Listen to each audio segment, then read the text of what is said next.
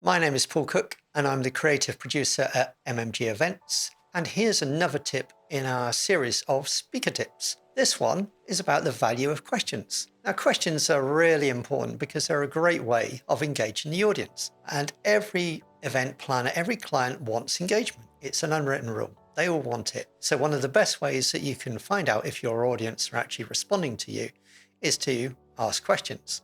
I would say it's not worth asking the audience questions that doesn't give you any benefit back. What do I mean by that? I mean, get rid of those questions that are kind of a little bit gimmicky. If you've got an audience of 300 people in front of you on an industry subject that you want to explore and you want to find out what they're thinking about that topic, ask a question that's relevant. Don't ask where they came from that day, because you're missing an opportunity. Now, that's a question that you can ask the audience. You choose what you need to find out from them because you've got that ready-made treasure trove of intelligence in front of you. But when it comes to receiving questions from the audience, have a think about how that's going to be handled. So how are questions going to come in? Are they going to come in by people picking up a microphone, asking you a question? Are they going to come in through a chat? Are they going to come in through a host or a moderator? But who is going to pass you those questions? That's really important to know. Sometimes you may be a speaker that has to do both. Not only do you have to present, but you also have to look at questions that are coming in, maybe on your iPad, and respond to them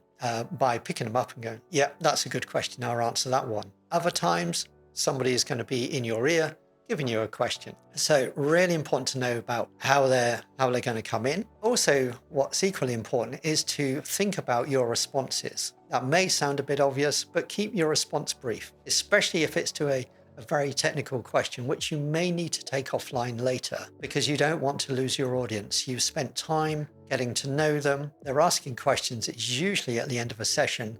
So now is that golden opportunity to just address some of the key things that are coming in. So you don't want to spend too long answering a single question. So just think about how brief they may be, how brief your response needs to be. The other thing to consider is that whilst you have an audience in front of you, not everybody is going to send you a question. It doesn't happen that way. So it's always best that you have some questions in your back pocket that you can refer to. And you might say, okay, one of the questions I get asked a lot is blah, blah, blah, whatever it happens to be. But at least that way, there isn't any silence. You don't have that really embarrassed moment where somebody asks for questions, none come to you, and that's the end of the session, because that feels just really, really dull. So I'd say it's always best to have a few questions that you can say, these came in earlier, and this is what I've got. And one of the good things you can do, or one of the best things you can do when it comes to questions, is ask the audience in advance of your session. Maybe there's a way that you can get the organizer, the event planner, to email out to them and say, what would you like to know? What are your burning questions? Because not only will that help you with the questions side, but it can also help you with putting your session together. So never underestimate the value of questions and make the most of that particular opportunity.